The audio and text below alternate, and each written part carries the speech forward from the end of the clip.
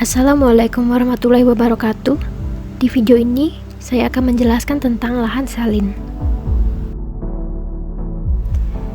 Tanah salin merupakan tanah dengan kandungan garam mudah larut yang tinggi, sehingga berpengaruh terhadap pertumbuhan dan perkembangan tanaman.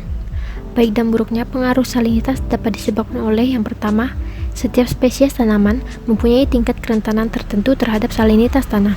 Yang kedua, karakteristik tanah, khususnya tekstur tanah. Yang ketiga, kandungan air tanah. Dan yang terakhir yaitu komposisi garamnya.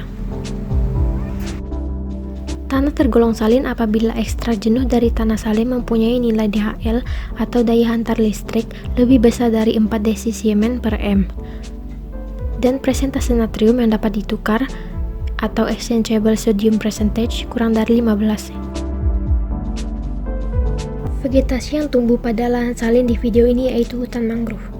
Hutan mangrove adalah hutan hujan pantai yang merupakan salah satu ekosistem paling produktif di dunia.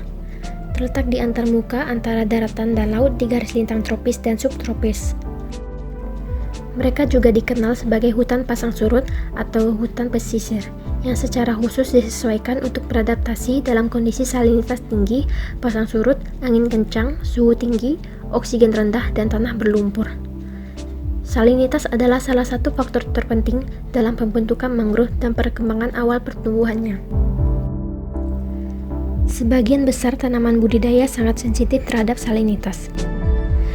Larutan tanah berkadar garam tinggi di daerah perakaran tanaman akan meningkatkan tekanan osmotik, sehingga akar tanaman kesulitan dalam menyerap air, menyebabkan terjadinya kekeringan fisiologis pada tanaman.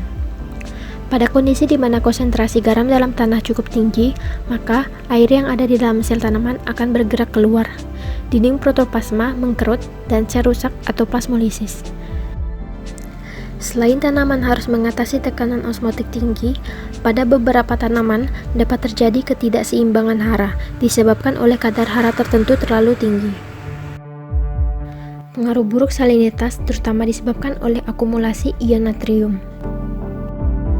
Salinitas yang tinggi berpengaruh negatif terhadap aktivitas fisiologis keharaan tanaman, aktivitas enzim dan perubahan hormon, metabolisme karbohidrat dan laju fotosintesis, serta aktivitas dan integritas membran sel. Pengaruh yang kompleks tersebut mengakibatkan pertumbuhan tanaman terhambat dan menurunkan hasil.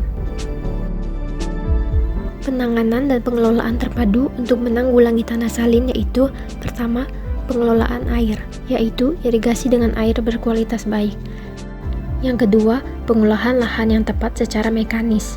Yang ketiga, perbaikan secara kimia dengan menambahkan gypsum dan sulfur. Yang keempat, perbaikan melalui penggunaan mulsa organik dan bahan organik. Sekian video tentang lahan salin, saya ucapkan terima kasih.